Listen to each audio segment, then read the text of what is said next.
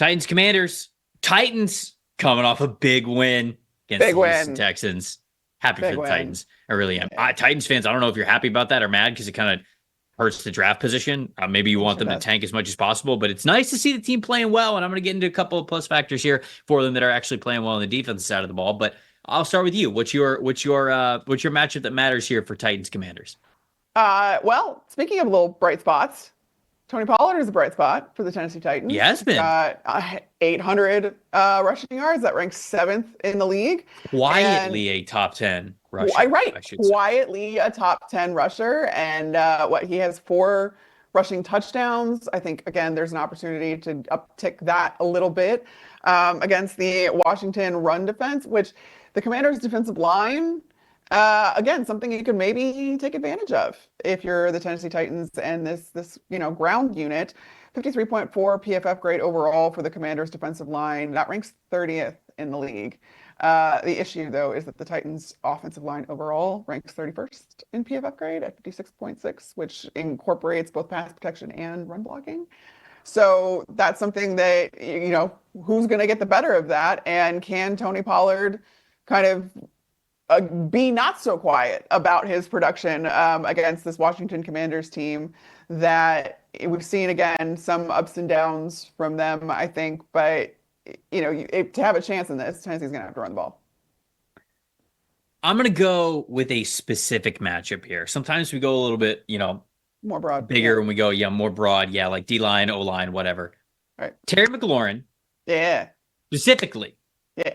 Versus Jarvis Brownlee Jr., the rookie corner for the Tennessee Titans, who love that. Up and down, right, as it often is with rookie corners. But last week in particular, 83.5 run defense grade, really nice in run defense, 67.5 coverage grade. He had 1 interception. He had 2 forced incompletions. He did have a touchdown, 91 receiving yards allowed. So it was truly an up and down day. He got himself a pick. He got his hands on the football for some forced incompletions, but he also gave up a handful of catches. He's just a really aggressive corner. Something I noticed in him when I was watching him at the Senior Bowl in Mobile, Alabama last year. Something that really got him on my radar. That I was like, damn, okay, I think that this guy's got the confidence level and the play style to be able to be a difference maker in the NFL. And we're seeing flashes of that here as a rookie. He's going up against Terry McLaurin. 492 receiving yards versus single coverage. That's the 3rd most in the NFL. And so those guys specifically going head-to-head against each other, I think is going to be fun. Now, it's not like Brownlee's going to play shadow coverage against McLaurin, and every single time McLaurin's out there, it's going to be Brownlee that's lined up against him. But when those two guys match up, I think this is going to be a fun one because similar sizes, McLaurin's not like a much bigger receiver. I think Brownlee's going to be able to handle McLaurin for how big he is and how he wins more as a route runner and his shiftiness and his speed and that elusiveness. I feel like that's an area where Brownlee's going to think that he could be a little bit over-aggressive on how Terry McLaurin plays and how he could defend him. So that matchup in particular, I'm really looking forward to. Can Brownlee Jr. have a really good day against one of the better wide receivers in the NFL? That'll be I think that'll be a really nice, I don't want to say capstone because it's not finished, but like it'll be a really nice game to look back on and be like, okay, yeah, I handled that correctly. I was able to hang with one of the better wide receivers in the NFL. Or flip side of things, McLaurin had just 15 yards receiving last week before that Hail Mary bomb that got them. Did they go up? Were they up at that point?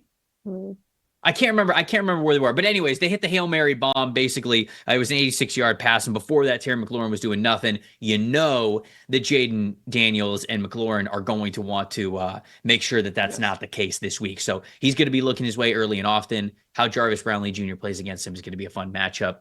What's your plus factor here for this one?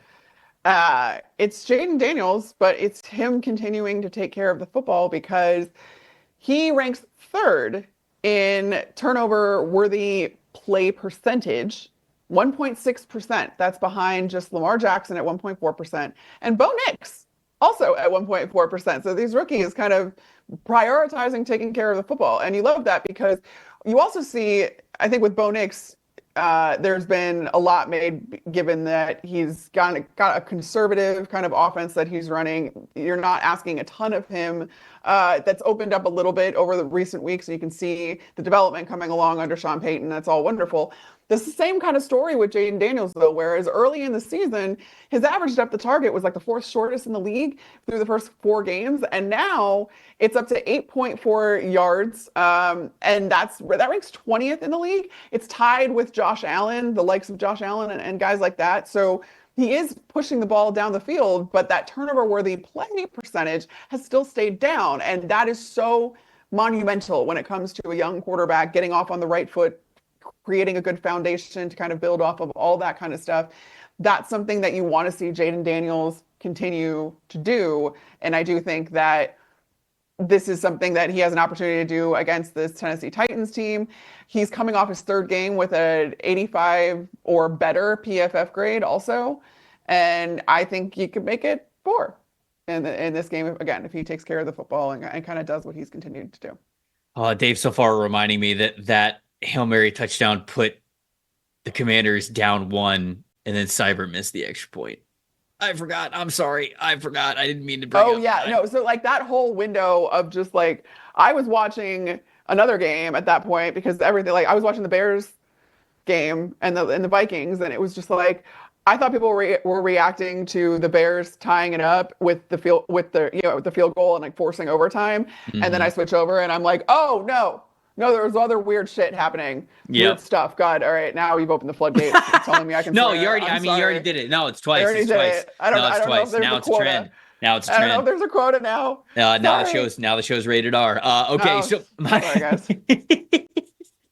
Leave it up to me. Better not bring your kids. Plus I've factor been around in this too many football coaches. T'Vondre Sweat and Jeffrey Simmons are the big plus factors for me. Literally the big plus factors for me. Titans interior defensive line group, sneaky, right? Like we talked about with Tony Pollard sort of having a sneaky good season. Sweat and Simmons, just the interior defensive line group for the Titans. T'Vondre Sweat, man. 81.2 overall grade over the last 2 weeks. That's 2nd highest in the NFL. They're coming along, folks. The top 5 in pressure and pass rush win percentage as a group. Titans interior offensive line. Commanders offensive line through the first, I would say, 7-8 weeks of the season were one of the better offensive lines in the NFL. Now, not that they're terrible now, but taking a little bit of a step back, haven't been as dominant in the second half of the season. They're going up against an interior defensive line group that's playing very, very well. So it's got to be one of those games where they get back to form. They're able to play really well, especially the interior of that Washington offensive line, because the Titans are going to be coming for them. So that is the plus factor. It's so interesting because week 1, when they played the Bears, I talked to some of the Bears offensive linemen about the Tennessee Titans defensive line and T'Vondre Sweat in particular. And they all told me that guy's going to be a dude. Like, he is so strong, and just give him a little bit of time to kind of develop his pass rush moves and develop his hands a little bit more. He's going to be a problem. And sure enough, that's exactly what we're seeing. Like, he had the brute strength coming into the season and coming into his rookie year, but now you see that like he's really developing, and it's, again, like you said, very quietly, a good unit. Yep. It's very true. Thanks for watching, everybody. Make sure you like and subscribe the video. And if you don't have a PFF Plus subscription, you can get one to see all the premium stats that we talked about here on the show, plus the expert betting and fantasy advice over at subscribe.pff.com. The description is also right below. So if you are not a PFF Plus subscriber, you can become one today.